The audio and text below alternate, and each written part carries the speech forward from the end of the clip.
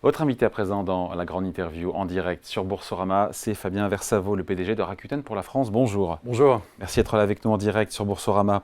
Petite question, parce qu'on dit, de prononciation, on dit Rakuten ou Rakuten? On dit Rakuten, même si le mot est japonais. Oui, je sais. Ça veut dire optimisme. Ça veut dire optimiste, ça je Et sais. donc on peut le prononcer en japonais, mais je ne vous ferai pas l'affront de faire cette tentative aujourd'hui. Bon, tous les instituts de conjoncture prédisent un ralentissement au second semestre de la croissance en France. Est-ce que vous voyez un tassement, encore une fois, de la consommation des achats sur votre plateforme? J'ai vu les chiffres de la FEVAD qui viennent de sortir sur les ventes de biens, uniquement des biens dans l'e-commerce. Les ventes de biens ont baissé en chiffre d'affaires de 1% au deuxième trimestre, chiffre de la FEVAD. Voilà, donc on se dit, est-ce que la croissance effrénée des ventes en ligne, c'est terminé? Oui, j'ai vu ces chiffres hier. Alors, je pense qu'au niveau macro, vous en avez parlé juste avant, on s'attend à ce que malgré la baisse de l'inflation tendancielle, hors l'énergie, dans les mois à venir que l'on souhaite, les prix des marchandises restent finalement assez élevés et donc la pression sur le pouvoir d'achat va demeurer forte. Donc très probablement la demande pour la consommation de détail en France et comme pour l'e-commerce est plutôt dans une logique, je pense, de stagnation et non pas de très forte accélération. Voilà. Vous le voyez, ce tassement des achats sur votre site? Alors on l'a vu, on a vu un ralentissement de la croissance, particulièrement au deuxième trimestre. En ce qui nous concerne, même si nos chiffres sont meilleurs que ceux qui sont annoncés par la FEVAD. En revanche, on est plutôt optimiste, là en départ lancé pour la rentrée, pour la fin de l'année, parce que le troisième trimestre, l'été, et là le mois de septembre actuellement, est meilleur que le second semestre. Notamment que le second semestre? Que le second trimestre, pardon. Oui. Voilà. Et sur l'ensemble des produits, sur l'ensemble des biens, ou est-ce que... et juste avant de savoir les biens, qu'on comprenne cette érosion, même si il y a un rebond chez vous, on a parlé de l'inflation juste avant, l'impact que ça avait sur l'épargne des Français, ça pousse aussi les consommateurs à faire des arbitrages dans leurs achats. Et donc, il y a des achats qui sont peut-être considérés comme étant moins urgents, qui sont pour le coup repoussés.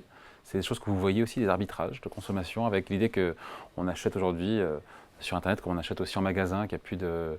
l'arbitrage entre le physique et le digital, mais est-ce qu'on achète ou on n'achète pas? Parce qu'est-ce qu'on en a les moyens? Est-ce que c'est urgent d'acheter ou pas? Oui, alors je dirais à mon sens, il y a deux tendances qui ont émergé post-Covid.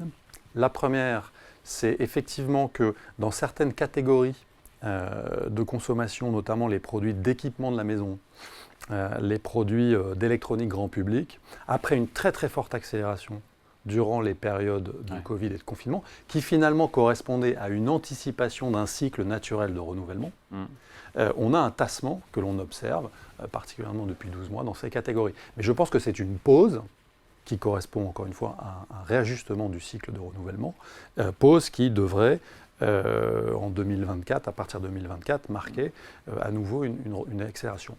Et la deuxième tendance, c'est la seconde main. C'est-à-dire que les arbitrages... On va en parler une seconde juste sur les produits il y a un rebond manifestement au troisième trimestre en termes d'achat sur votre site. Quels sont justement les articles ou les biens ou les services qui suscitent ce rebond?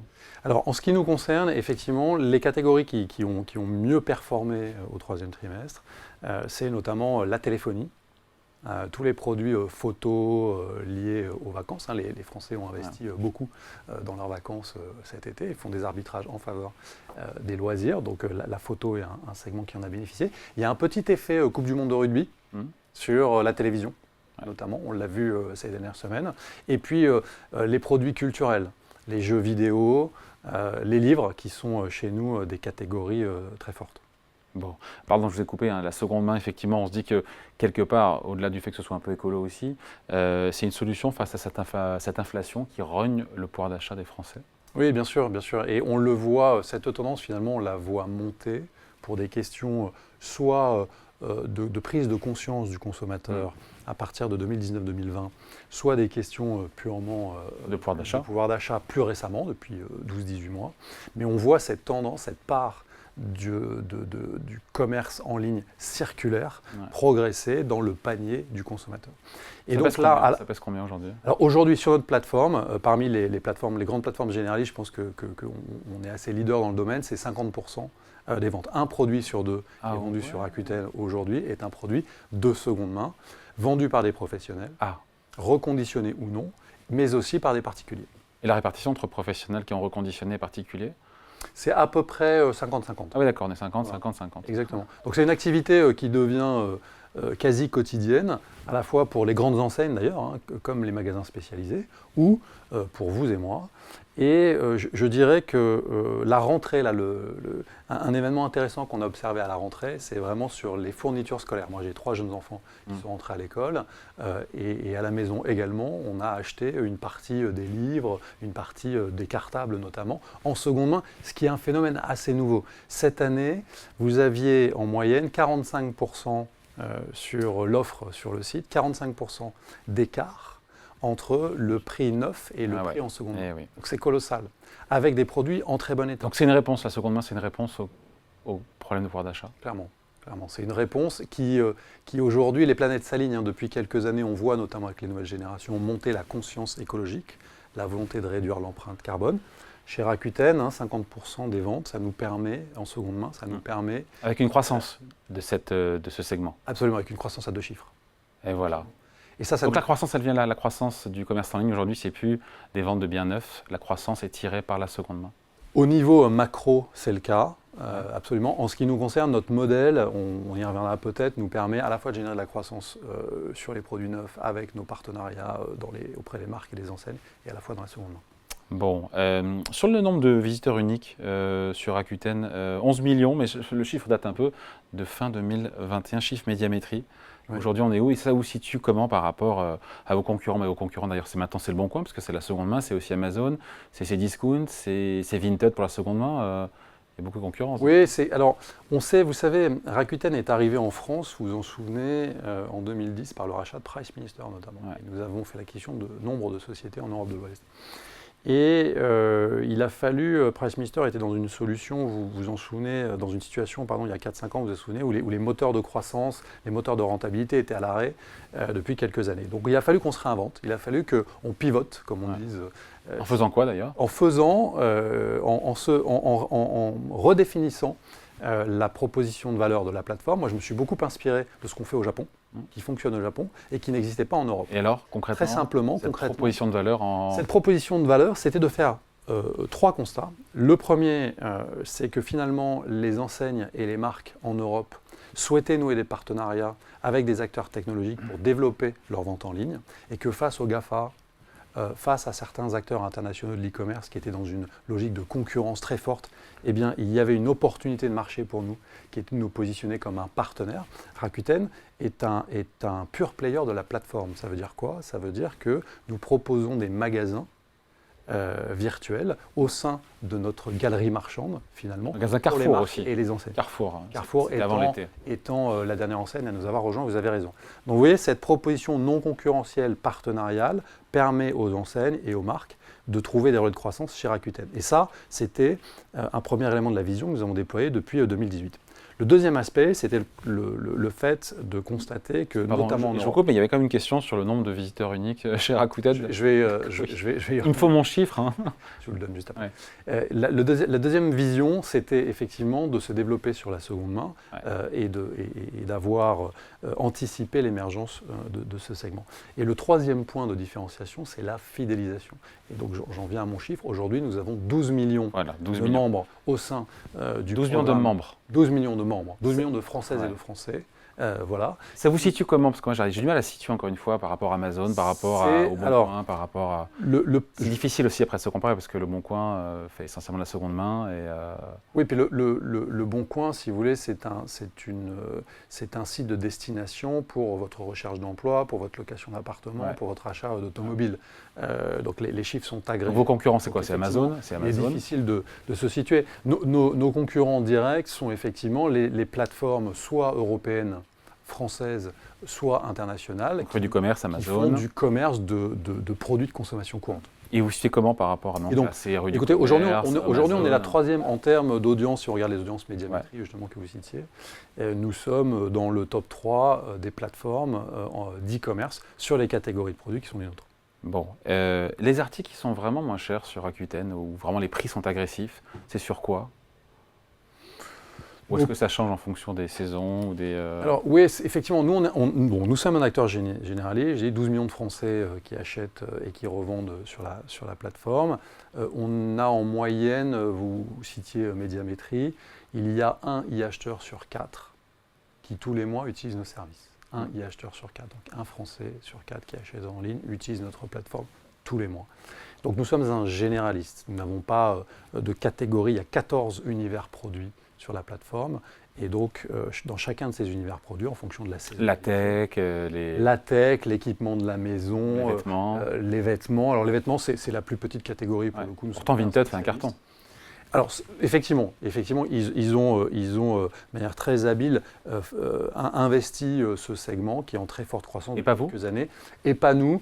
Historiquement, on s'est plutôt positionné sur les produits culturels. Sur les produits électroniques grand public, effectivement, et puis tout ce qui est électroménager, qui est un segment qui est en forte croissance. Et donc, face aux concurrents, pourquoi, tout simplement, aller sur la plateforme Rakuten? Qu'est-ce qui vous distingue là où vous estimez être meilleur? Il y a ce programme de fidélité, là, j'ai vu Club Air. On ne retrouve pas d'ailleurs nécessairement chez vos concurrents avec des points, c'est ça, il y a des points sur ces achats et on peut utiliser dans le futur ces points. Après, la question que je me pose à chaque fois, c'est de savoir combien on gagne de points pour 100 € d'acheter et combien il faut faire d'achat pour pouvoir s'acheter un truc correct avec des points, quoi. Je vais tout vous dire. Ouais, allez-y. C'est très simple. En fait, ce qui nous différencie, on a évoqué rapidement la proposition de valeur, puisque notre modèle de plateforme, c'est un modèle biface. Donc on a deux typologies de clients. Les commerçants qui nous apportent leurs produits, avec qui on collabore pour leur générer du chiffre d'affaires et de la marge, et l'acheteur, le consommateur. Et donc du point de vue du consommateur, c'est très simple. Nous avons créé à partir de 2019 le Club Air, qui est devenu le premier programme de fidélité gratuit de l'e-commerce en France. Comment ça fonctionne? C'est donc ouvert à l'ensemble des consommateurs et des consommatrices. Et pour les 12 000 vendeurs qui sont présents sur notre plateforme, 200 millions de produits environ, l'ensemble de vos achats sont récompensés par 5% de cashback. Donc nous avons introduit en France ce concept du 5%. Cashback, absolument 5% minimum remboursé sur le montant de vos achats. Ah, ok. Voilà. Et donc c'est véritablement du cashback, car vous pouvez, cette monnaie Rakuten finalement, vous pouvez la redépenser ensuite dans tout l'écosystème, sur l'ensemble des services de Rakuten, que ce soit du streaming vidéo, des e-books, Rakuten Kobo. C'est une vraie valeur ajoutée, ça? Pour se différencier de la concurrence? C'était l'ingrédient de notre succès, notamment en Asie, et ce qui a fait que Rakuten est le premier acteur de l'e-commerce en Asie. Ouais. Et depuis 2019, c'est un de nos principaux relais de croissance, avec une croissance à 2 chiffres. Vous parliez du pouvoir d'achat tout à l'heure. La moyenne de pouvoir d'achat qui est rendue aux Françaises et aux Français sur la plateforme, au travers de ce dispositif, c'est 900 € par an. 900 € sur la c'est pas rien, c'est pas rien. Et en même temps, on vous reproche, est-ce que ça ne vient pas un petit peu compenser des commissions qui sont parfois jugées élevées? Alors, elles peuvent être jugées élevées, et lorsque vous êtes un connaisseur du secteur, en fait, nos commissions aujourd'hui sont inférieures à 10%. Elles sont entre 9 et 10% pour les vendeurs professionnels, que ce soit des petits commerçants sur la plateforme ou que ce soit des grandes enseignes comme Boulanger et Carrefour. Cela nous positionne parmi les plateformes les plus compétitives de ce point de vue-là par rapport à nos concurrents. Et j'ajoute que lorsque vous êtes un commerçant, vous souhaitez développer votre chiffre d'affaires en ligne et vous souhaitez le faire à des conditions économiques profitables. Évidemment, depuis quelques mois notamment, il y a un vrai changement de paradigme de ce point de vue-là. Et notre commission permet à nos partenaires marchands, c'est d'ailleurs pour ça qu'ils rejoignent toujours plus nombreux la plateforme, de générer une marge brute sur leur vente qui est positive. Quitte à s'auto-concurrencer eux-mêmes, d'ailleurs. Alors, il y a toujours cette digitaux. question, exactement. Il y a toujours il faut une vision d'ensemble. Vous avez absolument raison. Et Boulanger, qui a été la première enseigne à nous faire confiance sur cette nouvelle proposition de valeur de Rakuten en France, a testé à partir de 2018 cette notion de concurrence finalement. Et on s'est très vite rendu compte que 80% des acheteurs de la boutique Boulanger sur Rakuten étaient des gens qui n'achetaient jamais sur Boulanger. À tel point qu'aujourd'hui, la première boutique de boulanger en France, c'est son magasin sur Rakuten. Qui est plus gros que n'importe quel magasin physique. Quels sont les grands distributeurs comme ça qui sont sur Rakuten? Alors aujourd'hui, nous Carrefour. avons Carrefour, Boulanger, Ubaldi, Feu Vert, Bricomarché. Il y a plus d'une cinquantaine d'enseignes et d'autres que nous allons annoncer là dans les semaines qui viennent. Avant de se quitter, Fabien Versavo, juste, je disais que l'ensemble du groupe a publié ses résultats. C'était en août, 12e perte au niveau mondial trimestriel d'affilée pour Rakuten, malgré une croissance soutenue, 10% sur un an. Est-ce que la France, là-dedans, la France est profitable? C'est pas la France qui plombe le groupe? Non, c'est pas la France qui plombe le groupe et la France est dans une trajectoire. Vous savez, dans notre métier, c'est une économie de centimes. Vous êtes profitable en France? Nous ne sommes pas encore profitables en France, nous le serons à la fin de l'année prochaine. D'accord. Avec une dynamique de croissance forte et de prise de part de marché, ce qui est un exercice toujours compliqué. Ce qui valide le modèle, la réinvention de notre modèle de ces dernières années. Au niveau international et au niveau régional en Europe, l'ensemble de nos activités d'e-commerce sont profitables. Nous avons aussi toute une division FinTech qui est très profitable. Donc effectivement, le groupe a fait le choix de devenir opérateur de téléphonie mobile au Japon. Oui. C'est le nouvel entrant, le 4e opérateur, sur un marché qui est très compétitif, dans une industrie dont on sait que le cycle de break-even et de génération de cash flow est entre 5 et 10 ans. Voilà. Nous sommes à 4 ans. Donc aujourd'hui, nous avons devant nous encore 12 à 24 mois d'investissement, mais avec une proposition de valeur forte. Le dernier classement qui a été publié par un organisme indépendant qui s'appelle Open Signal, qui date d'il y a 2 mois, place Rakuten sur le podium en termes de qualité de réseau aujourd'hui au Japon. Et donc la croissance des clients s'accélère. Bon, revenez nous voir quand vous serez profitable en France, ça sera avec grand plaisir. Merci pour cet entretien, Fabien Versavo, le PDG de Rakuten, on va dire, pour la France. Merci à vous. Merci.